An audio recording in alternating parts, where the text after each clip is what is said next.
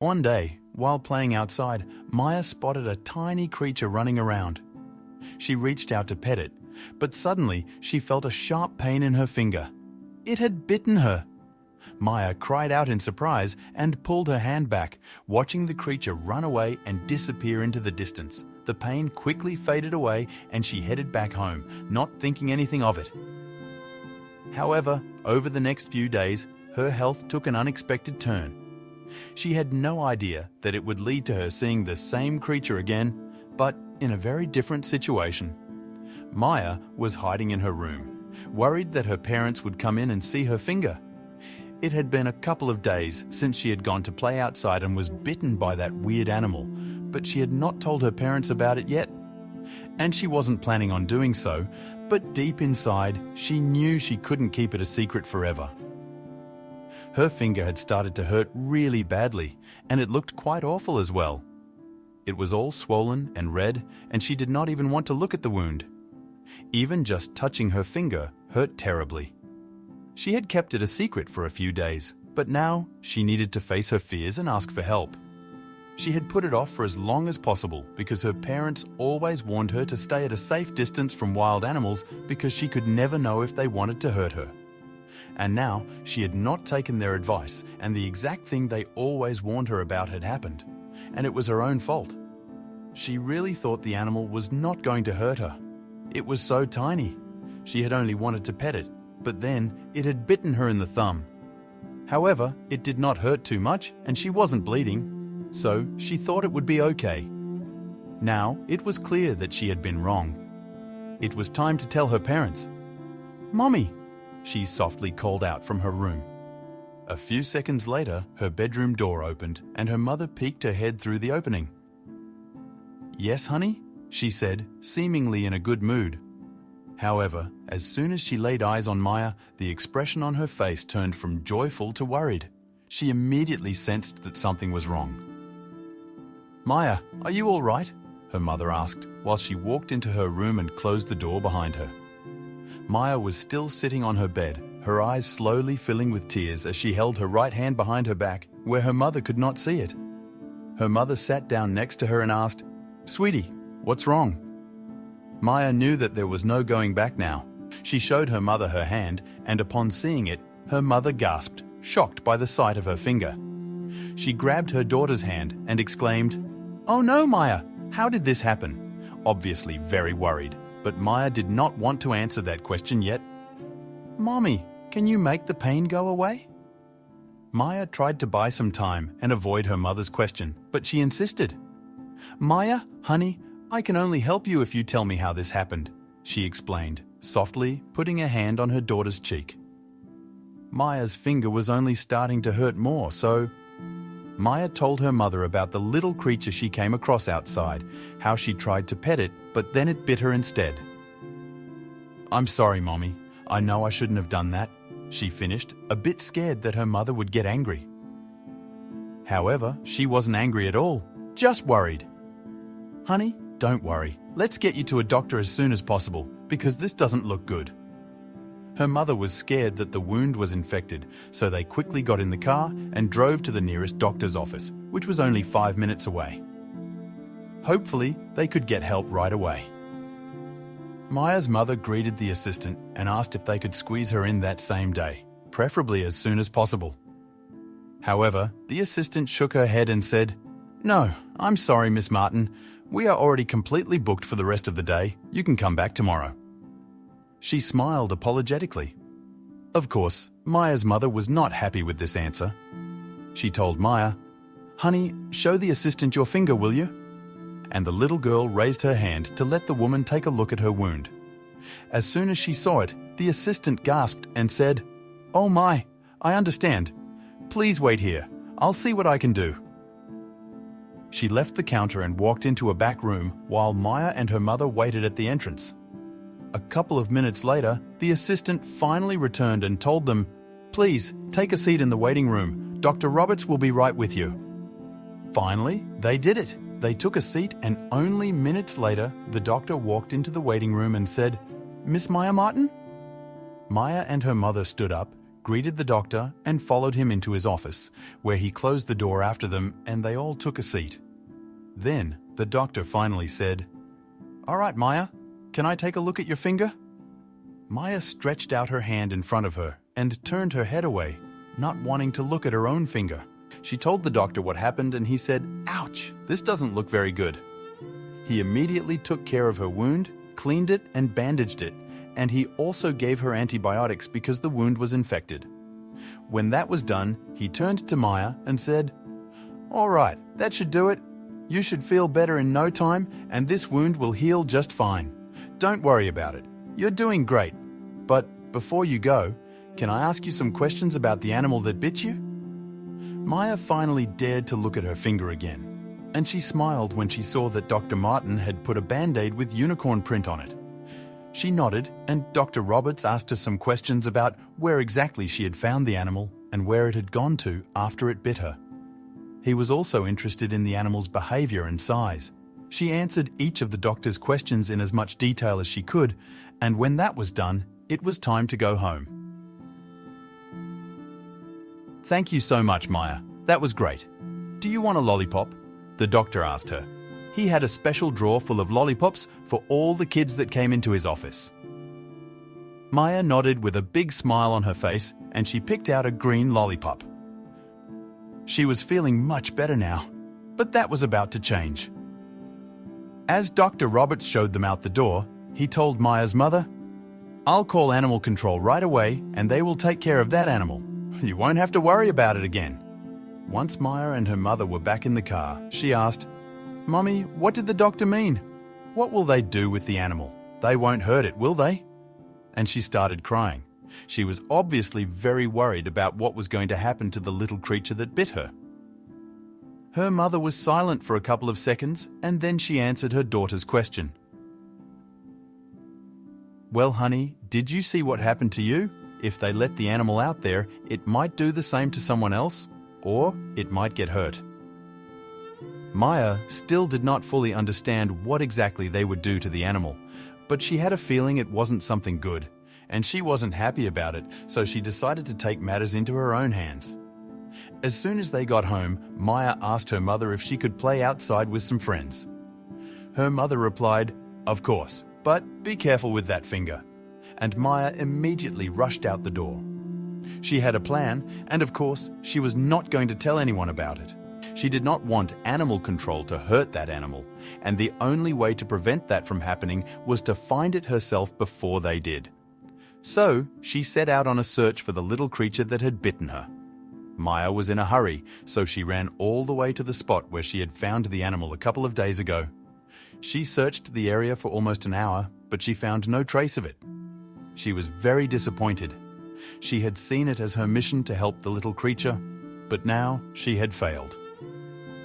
However, just as she was about to leave, she heard something rustling in the dirt. It seemed to be coming from behind a large rock. Maya silently and slowly approached it, very curious to see what was hiding behind it. The suspense was almost making her heart jump out of her chest. Would it be the animal she was looking for? She was now just a few more steps away from the rock. She held her breath as she stretched out her neck to take a look at what was behind it, and when she finally saw it, she gasped. "There you are! I have been looking for you all over," she whispered. She had found the little animal again. "Come with me. I won't hurt you. We need to hurry before animal control comes here and takes you away," she said to it. Maya was convinced that the animal had only bitten her because it was scared and hungry. How couldn't it be scared? It was so tiny. Luckily, she had come prepared this time. On her way there, she had plucked a few berries from a bush that she passed. She took one berry out of her pocket and held it in her hand, not the one with the injured finger, which she stretched out in front of her so the animal could easily grab it. She was very careful, and she felt ready to pull her hand back in case the animal tried to hurt her. But this time, nothing like that would happen. The animal was completely focused on the berry, which it immediately grabbed from Maya's hand and took a few bites off. "You like berries, don't you?" Maya laughed. Days turned into weeks, and Maya found herself looking forward to each visit with the curious creature. She had taken to calling him Milo, a name that seemed to resonate with the creature's innocent eyes and playful nature. Their bond grew, not just out of curiosity, but genuine affection. Maya would often sit beside Milo, talking to him as if he understood every word, and in those moments, the outside world seemed to fade away. Besides berries, Maya became curious about what else Milo might like. She began to experiment. One day, she brought a piece of apple, which Milo eagerly nibbled on. The next, she tried a tiny piece of cheese, but Milo seemed indifferent. Grapes were a hit, while breadcrumbs had mixed reviews. Every feeding session was a new discovery for both Maya and Milo, unveiling little joys of their growing bond. While most of Maya's days were filled with school and chores, she had carved out a special time for her meetings with Milo. Each evening, as the sun's golden hue bathed the horizon, she'd sneak out to their meeting spot. This had become their secret ritual, a stolen moment from Maya's otherwise regular life. One evening, as Maya was sharing some more grapes with Milo, the creature suddenly took off, darting around Maya in what seemed like a game of tag. Maya giggled as she tried to catch him, both of them moving in playful circles. When they finally stopped, both panting and laughing, the bond had deepened further. It was evident. Milo wasn't just an animal, he was her friend. As days went by, whispers began to spread in the neighborhood about an unusual creature roaming around. Children claimed they'd seen it near the woods, while some adults speculated about where it might have come from. There was an air of mystery, and as tales grew, so did the intrigue. Maya remained tight-lipped, ensuring that her secret rendezvous with Milo stayed just that, a secret. Mr. Thompson, the oldest resident in the neighborhood, recalled tales from his youth of mysterious creatures seen in the woods. There were stories of the Night Whisperer and the Golden-Eyed Phantom. As Maya listened to the elders recount these tales, she wondered if Milo was related to any of these legends. Her heart raced with excitement and fear, hoping the tales wouldn't draw undue attention to Milo. Maya felt the need to provide Milo with a more secure environment. Over the course of a week, using branches, leaves, and anything she could find, Maya constructed a makeshift shelter. Nestled deep in the woods, this hideout was Milo's haven, shielding him from prying eyes and the unpredictable elements of nature. The community was abuzz with talk about the mysterious creature. Animal control was alerted. Notices began appearing around the neighborhood, warning residents about an unknown animal and urging them to report any sightings. Maya's heart sank each time she saw these notices. The world she'd built around Milo seemed threatened. With increasing attention on Milo, Maya had to be even more discreet. She began varying their meeting times and routes to ensure she wasn't followed. She draped the shelter with more foliage, camouflaging it further. Each day became a game of hide and seek, with Maya doing everything in her power to keep Milo safe. Seeking more knowledge about Milo, Maya headed to the local library. Poring over books on wildlife, she tried to find any creature resembling Milo. As she sifted through the pages, images of various animals stared back at her. None seemed a perfect match, but there were a few similarities here and there. Her quest for answers deepened, and she became even more determined to protect and understand her newfound friend. While rummaging through her attic, Maya stumbled upon a dusty old magazine with a picture of animals eerily similar to Milo on the cover. The feature story spoke of a peculiar family of animals, known for their playful nature and affinity for desert terrains. The more Maya read, the more she was convinced Milo wasn't the only one of his kind. One afternoon, as Maya was returning from their secret spot, she spotted the familiar uniforms of animal control near her house. They were interviewing residents and seemed to be inspecting the nearby woods. Panicking, she darted home, hoping they hadn't found Milo. She went to their meeting spot that night, relieved to find him safe, but the risks were becoming apparent. While sitting on her porch one evening, Mrs. Jennings, an elderly neighbour, shared stories of her youth. She spoke of an animal sanctuary near the outskirts of town, which, though initially successful, had fallen on hard times. Maya listened intently, connecting dots in her head, wondering if Milo could be connected to this sanctuary. Curiosity got the better of Maya, and she decided to research the sanctuary. She discovered that, over the years, it had faced numerous challenges, from financial troubles to accusations of mismanagement. There were also rumors about animals mysteriously disappearing. Could Milo be one of the missing? Through her research, Maya learned that many animals, especially those like Milo, rely heavily on their families for survival. They form close-knit units, each member playing a crucial role. The thought of Milo being separated from his family weighed heavily on her heart, furthering her resolve to help him. One weekend, when Maya's parents were away, she decided to bring Milo home. While initially cautious, it wasn't long before his playful nature surfaced. From knocking over vases to playfully chasing his own shadow, Milo's antics filled Maya's home with laughter. But along with the joy came the realization that her house wasn't the ideal environment for him. As days went by, a gnawing feeling grew within Maya.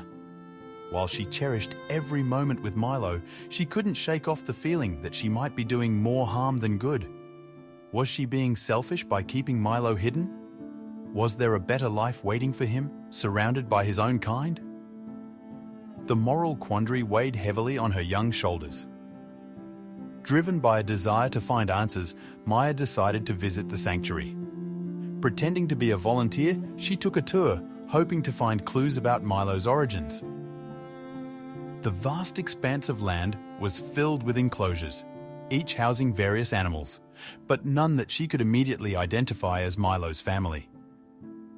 While touring the sanctuary's educational center, Maya's eyes landed on a photograph pinned to a bulletin board.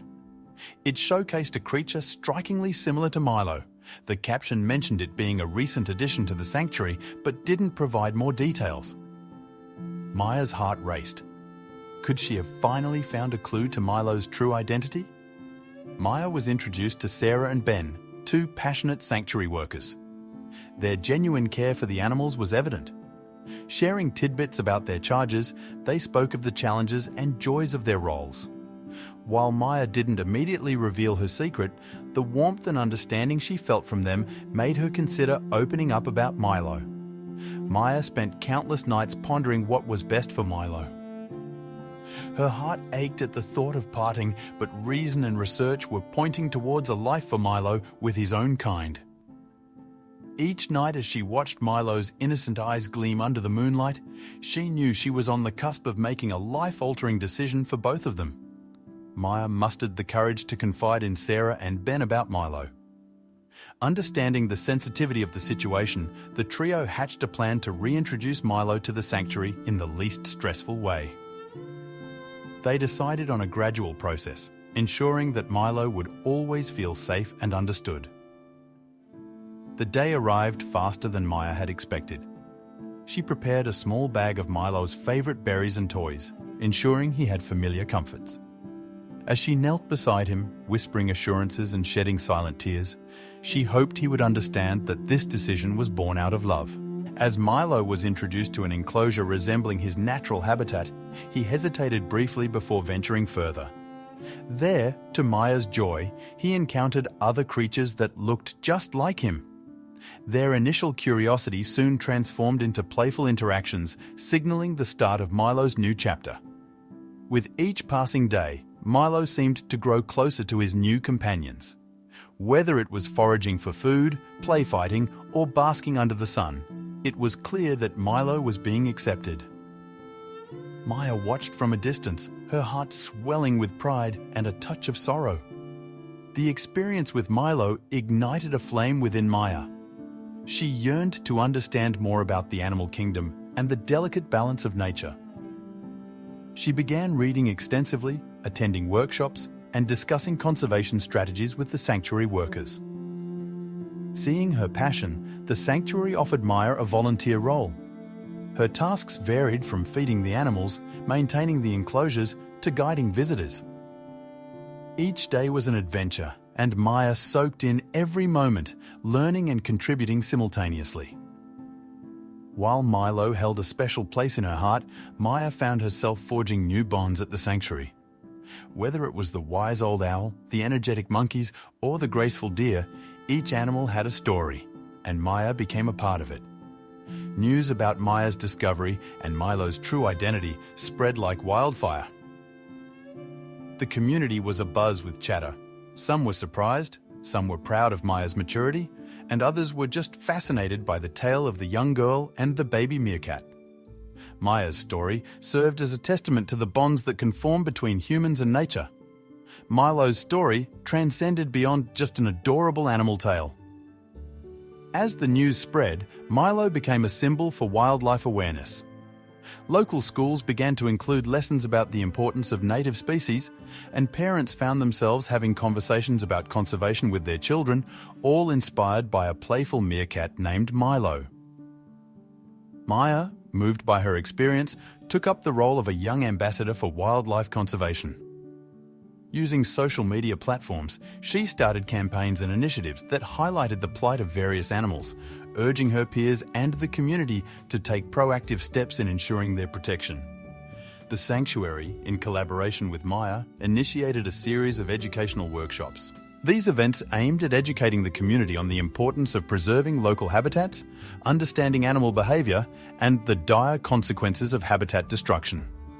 Inspired by Maya's story, a new generation of conservationists was born. Young children took up causes, formed groups, and undertook mini projects in their locality, showcasing a remarkable transformation in the community's perspective towards nature. In recognition of Maya's contributions and to immortalise the bond between her and Milo, the Sanctuary approached her with a unique proposition. They proposed creating a special section dedicated to Milo's story, educating visitors about the journey of the young meerkat and the girl who cared for him. The day finally came when the Sanctuary unveiled the truth. During a community gathering, they revealed Milo's origin.